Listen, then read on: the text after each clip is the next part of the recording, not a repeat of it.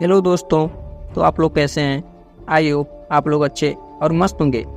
डर का एहसास मैं सुनाने जा रहा हूँ एक्टिव भारद्वाज के साथ। और अगर आप अपने दोस्त के साथ हैं तो आप एकांत में चले जाइए, और अगर आप अपने रूम में हैं तो अपने रूम की लाइट ऑफ कर लीजिए और अपने कान में एयरफोन्स लगा लीजिए। तो चलिए बिना देरी के शुरू करते हैं आज के सच्ची घटना पर आधारित हॉरर स्टोरी।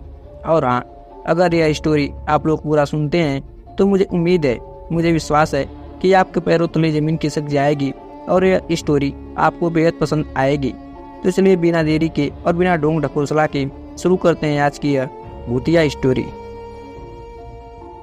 दोस्तों, मैं हैदराबाद से हूँ और मेरे साथ एक घटना तब हुआ था जब मैं 19 साल का था और मेरा नाम साहिल है। एक दफ़ा की बात है, मैं और मेरा दोस्त जिसका नाम विनय है, वो एक पार्क में हम दोनों बैठे थे। उस समय तकरीबन रात के 9 बज रहे थे। सब लोग धीरे धीरे घर की ओर जा रहे थे। मैं और मेरा दोस्त बाहर कुछ खाना खा रहे थे। हमने सोचा थोड़ा घूम लेते हैं।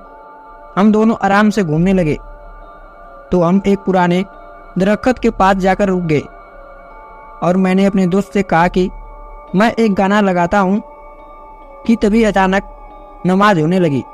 तो मैंने गाना रोक दिया और नमाज खत्म होने की इंतज़ार करने लगा। दोस्तों ने कहा कि अब गाना लगाओ, पर जैसे ही मैंने गाना लगाने वाला था तो पीछे दरख्त के पास से थोड़ी सी आवाज़ आई। तो मैंने सोचा कि कोई परिंदा या जानवर होगा। दरख्त हमसे लगभग 2 फुट की दूरी पर था और मैंने जब मुड़कर देखा तो दरख्त की ओर एक शाखा के पास एक शख्स बिल्कुल काला, करीबन 5 फुट लंबा खड़ा था। अंधेरा इतना था कि उसकी लाल रंग की आंखें साफ चमक रही थी और उसका ना मुंह था और ना ही नाक और ना कान। मैंने डर के मारे जैसी अपने दोस्तों विनय को तरफ इशारा करते हुए बताया तो वो मुझसे पहले ही पार्क के दरमियान में जा चुका था। शायद उसने मुझसे पहले उसे देख लिया था। हम दोनों तेजी से भागकर पार्क के बाहर आकर अपनी बाइक स्टार्ट करके सीधा अपने दोस्त के पास जा पहुंचे। मैंने जैन की तरफ देखा तो डर के मारे उसके आंसू निकल रहे थे। फिर मैंने जैन से कहा कि तू मेरी एक फ़ोटो खींच ले, कैमरे में भूत नज़र आ जाते हैं। मगर कैमरे में कुछ भी नहीं आया। इसके बाद हम चारों ने पार्क के अंदर जाकर देखा, मगर वहाँ कुछ नहीं मिला और फिर हम घर चले गए। चंद दिनों के बाद मैं एक टूर पर बर्फबारी देखने चला गया और जब मैं वापस आया तो चलते चलते कॉलेज के पास चला गया। कॉलेज से मेरा घर 2 किलोमीटर दूरी पर था और उस समय तकरीबन रात के 12 बज चुके थे। मैं अकेला रोड पर चला जा रहा था।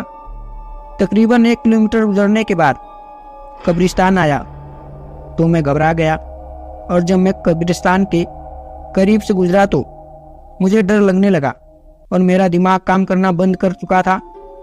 और जैसे तैसे मैं अंधेरे से होता हुआ घर पहुंच गया और घर जाकर सो गया। तकरीबन 3 बजे के करीब मुझे लगा कि मुझे हिला नहीं जा रहा है और नहीं कुछ बोला जा रहा है, बस देख पा रहा था। मुझे लगा शायद मुझे स्लीप पैरालिसिस हो गया है। पर कुछ ही सेकेंड बाद मेरी छत से एक बहुत ही खौफनाक शख्स, जिसका रंग काला और सर पर 2 बड़े बड़े सींग थे, वो किसी शैतान जैसा लग रहा था, वो मेरी छाती पर आकर बैठ गया और मेरा गला दबाने लगा। मैंने मन में कहा कि मैं आज मर जाऊंगा। मैं खुदा का नाम लेने लगा क्योंकि ना मुझसे बोला जा रहा था और ना ही मैं हिल पा रहा था। फिर अचानक मैं हंसने लगा, मैं मुस्कुराने लगा। मैं मुस्कुराना नहीं चाहता था, मगर फिर भी खुद ब खुद मेरे मुंह से हंसी निकल रही थी और थोड़ी देर बाद खुदा का नाम लेने से मेरी आंखें आंसू निकल पड़े तो वो एक कहकर गायब हो गया कि तू बच गया, वरना आज तू मारा जाता।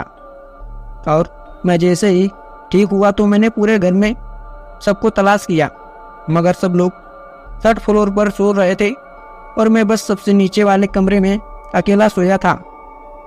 मैं डर के साथ जब वापस अपने कमरे में नीचे आया तो मैंने बेड के नीचे एक बच्चे के हंसने की आवाज़ सुनी। मैं डर से बेहोश होने वाला ही था कि मैंने खुद को कंट्रोल करते हुए बेड के नीचे देखा तो एक हरे रंग का बच्चा एक अजीब खौफनाक आवाज में बोला, तेरी किस्मत अच्छी है जो तू झूठ नहीं बोलता, इसलिए हमसे बच गया। जब हम तुम्हें मारने लगते तो हमें एक रोशनी रोक देती है, वरना हम तुम्हें बड़ी मौत देते। मैं बेहोश हो गया, लेकिन बेहोशी में मेरे कानों में एक आवाज़ आई कि ये सब तेरे पीछे इसलिए है क्योंकि तू इनके वजूद पर हंसता है। इनसे बचने का एक ही तरीका है, तू अपने गुस्से को बाहर निकाल और खुद का नाम लेकर उसका सामना कर। अगले दिन जब मैं सोया तो मैंने एक बार फिर से खुद को बेजान पाया, मगर मुझे वो ख्वाब वाली रात याद आ गई और मैं दिन में खुदा का नाम लेकर गुस्से में आ गया, मगर घबराया हुआ था। और अचानक बिना जिस्म के औरत का सर, जिसके लंबे बाल थे, बहुत तेजी से मेरे सामने आ गई। मेरी जगह कोई और होता तो शायद मर ही जाता, मगर मेरी किस्मत अच्छी थी। मैंने ऊपर वाले का नाम लेकर खुद को गुस्से में रखा और फिर अचानक मेरे चेहरे पर मुस्कुराहट आ गई और सब पहले जैसा नॉर्मल हो गया। इन चीज़ों से डरना बंद हो गया और मुझे इसका तोड़ भी मिल गया।